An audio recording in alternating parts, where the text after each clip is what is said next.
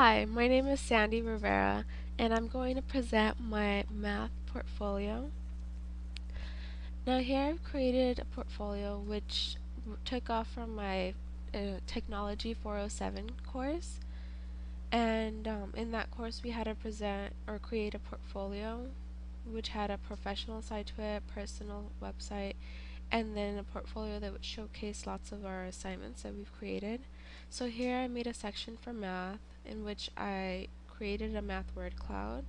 I took this course with Dr. Stack, and here below I've attached the slide PowerPoint which he had us read the first week of class and I really enjoyed, called The Dot by Peter H. Reynolds. And it was a really inspiring book just in the sense that you can incorporate it to just about anything. When you feel down and you feel like you can't succeed at something, you realize that you can if you put your mind to it. And this book really helps with this subject because many tend to struggle with math. So it's just really nice to see how incorporating literature can help, and picture books are really useful in various subjects. So on to my math portfolio. I have here a showcase of all the assignments we did for the course. One of the first assignments we did was the Stars and Wishes reflection paper, in which we would reflect about our experiences and personal attitudes towards math and math instruction.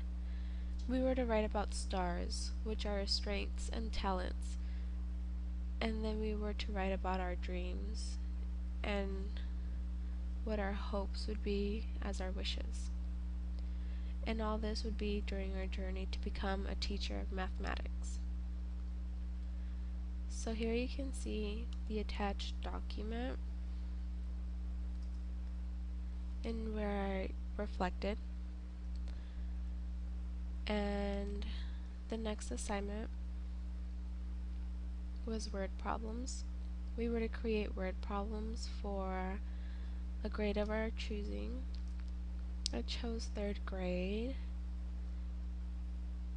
and with this assignment, towards the end of the semester, we were to have a student answer the questions, the word problems we created, and then reflect on it and have our own response using VoiceThread. Since I did observation hours in a kindergarten class, I didn't have a 3rd grader to answer all these word problems, so I used my cousin who's in 5th grade. She's pretty close to that grade level. So here's the PowerPoint that I created, and then right here you can see the link to the VoiceThread reflection, where I got to reflect on all the responses my cousin had and my own responses, and in the end I got to record myself using the webcam on the reflections as well. I really enjoyed using VoiceThread because you can also draw and comment as you're narrating. It was fun. I'd like to use that again. Literature and math lesson was the next assignment we had. We were to create a lesson plan which incorporated a children's book. I chose Minnie's Diner, which already had math embedded in the storyline. And pretty much we were to create a lesson and have students use it to learn math. So for mine it was learning multiplication.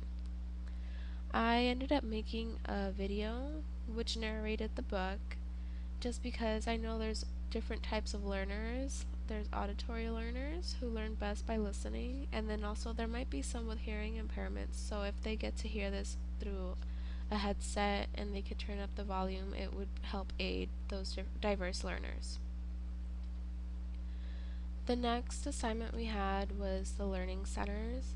I created a fractions learning center which my husband helped film, and I had a list of 5 different activities for students to do, and here I've attached the video which explains the various activities.